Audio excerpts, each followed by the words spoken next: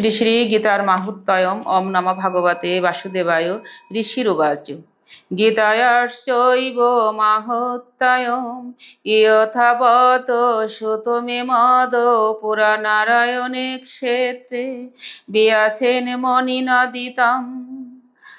সুতবাচু ভদ্রম ভাগবত পুষ্টম ইয়ধিগুপ্ততমম পরম শোকায়েতে কেন তদ্ভক্তম গীতার মাহুত্তয়ম মূর্ত মম। কৃষ্ণ জানিত বৈ সামাখ্য কুন্তিসুত ফলম ব্যাস বা ব্যাসপুত্র যাজ্ঞবল্লভ অত মিথিলায় শ্রবন্তঃ শ্রোতাভ্যালেশং সংকীর্তনায়শ্চ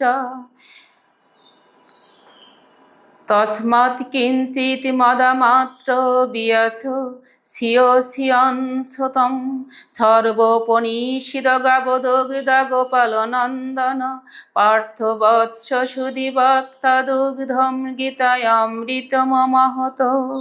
শ্রী ভগবানুবাচ শ্রী শ্রী গীতার মাহুত্তয়ম শ্রী ভগবানুবাচ গীতা মে হৃদয়ম পার্থ গীতা মে সারমর্থ মম গীতা মে জ্ঞানম তগ্রহম গীতা মে জ্ঞানম বায়ম গীতা মে যৌতমম স্থানং পরমং পদম গীতা মে পরম গুচ্ছম গীতা মে পরম গৃহ গীতা সমাশ্রিত ত্রিলোকং পালয়ামহং গীতা মে পরম বিদ্যা ব্রহ্মরূপা ন সংশয় অর্ধমাত্রা ছ নির্বাসা গীতা নামানি বক্ষ্যামি গূর্ঝানি শ্রীণ পাণ্ডব গীতা কীর্তনর্থ সর্বপাপিনী বিলায়ন তৎক্ষণার্থ। শ্রী শ্রী ভগবান বললেন, হে অর্জুন, গীতা আমার হৃদয়, গীতা আমার সারমর্থ, গীতা আমার তত্ত্বজ্ঞান, গীতা আমার গুরু, গীতা আমার গৃহম। গীতাকে অধ্যয়ন করে আমি ত্রিজগৎ পালন করি। তাই তচ্ছিন্ন তুমি শোনো অর্জুন, এই গীতাকে অধ্যয়ন করে আমি ত্রিজগৎ পালন করি। তাই বললেন, সকলে আমরা বলি, গঙ্গা গীতার্ষ সাবিত্রী সীতা সত্যা পতিব্রতা ব্রহ্মা বলি ব্রহ্মবিদ্যা ত্রিসন্ধ্যা মুক্তি গৃহিণী অর্ধমাত্রা চিদানন্দা ভবগ্নি ভ্রান্তি নাশিনী বেদত্রয়ী পরানন্দা তথার্থ জ্ঞানমঞ্জরি তথা জ্ঞানমঞ্জরি। ভগবান শ্রীকৃষ্ণ বললেন, হে অর্জুন, গঙ্গা গীতা সাবিত্রী সীতা সত্যা পতিব্রতা ব্রহ্মা বলি ব্রহ্মবিদ্যা ত্রিসন্ধ্যা মুক্তি গৃহিণী অর্ধমাত্রা চিদানন্দা ভবগ্নি ভ্রান্তি নাশিনী বেদত্রয়ী পরানন্দা তথার্থ জ্ঞানমঞ্জরি। এই 18টা নাম নিলে জীবের মোক্ষ লাভ হয়। 18টা নাম, এরা কারা এবং কেন তাদের নাম দেওয়া হয়েছে, প্রতিটি নামেরই ভাবার্থ আছে, সেটা আমরা এখন সকলেই শ্রবণ করব। প্রথমত নাম দিলেন গঙ্গা। কেন দিয়েছিলেন? কারণ কোনো ব্যক্তি যদি একনিষ্ঠা ভক্তিতে গঙ্গা স্নান করে তাহলে সে ব্যক্তি সমস্ত পাপ থেকে মুক্ত হয়। দ্বিতীয়ত দিলেন গঙ্গা গীতা। যদি কোনো ব্যক্তি একনিষ্ঠা ভক্তিতে গীতা অধ্যয়ন করেন বা শ্রবণ করেন তাহলে তার সমস্ত হৃদয় থেকে সমস্ত কালিমা দূর হয়ে তিনি পবিত্র হন। তৃতীয়ত গঙ্গা গীতা সাবিত্রী। সাবিত্রী এতটাই সতী নারী ছিলেন, তার মৃত স্বামীকে বাঁচিয়েছিলেন যমরাজার হাত থেকে। তাই প্রতি নারীকে পতিব্রতা হতে বললেন। তাই বললেন সাবিত্রী। সীতা, সীতা সেই ত্রেতা যুগে ভগবান রামের পত্নী ছিলেন। তাকে রাবণ নিয়ে চুরি করে নিয়ে গিয়েছিলেন সেই লঙ্কায়। সেখানে সীতাকে অনেক চেষ্টা করেও সীতার সতীত্ব নষ্ট করতে পারেননি। তাই ওখানে চতুর্থ গীতার নাম দেওয়া হলো সীতা। সীতার ভূমিকা সংসারকে বোঝানো হলো। সত্য, আমাদের আত্মার কথা বলা হয়েছে।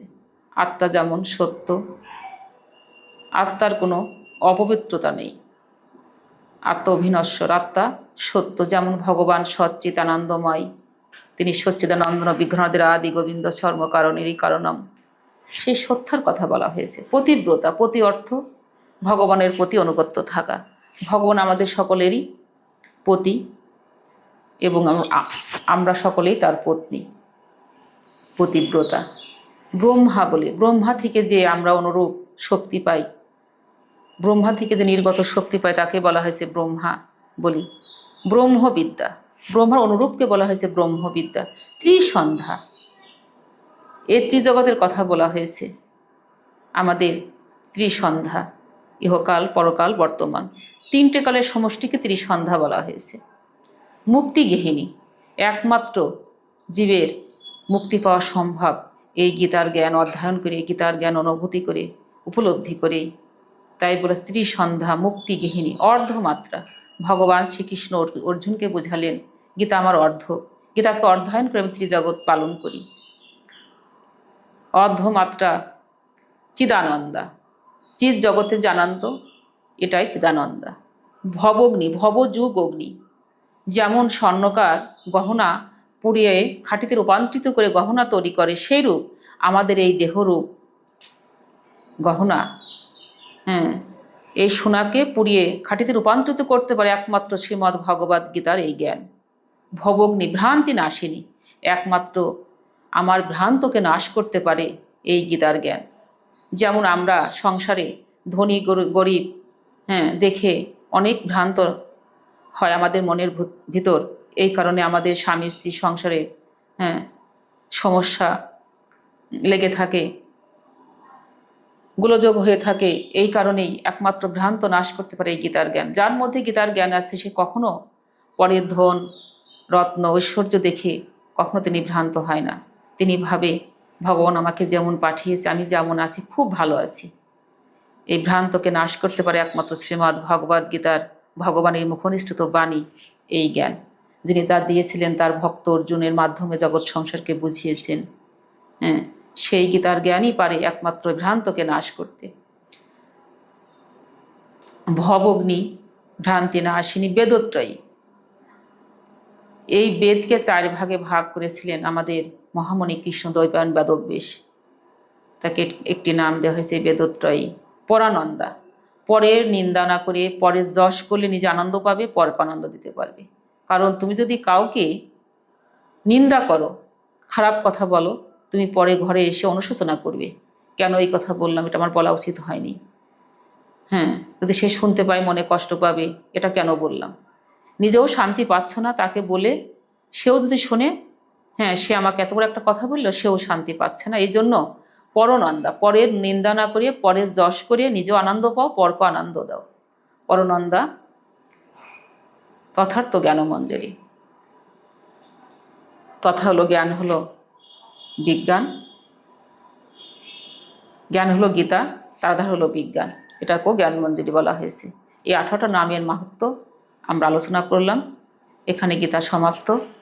সকলে আপনারা ভালো থাকবেন। জয় গীতা মা, জয় গীতা মা, জয় গীতা মা।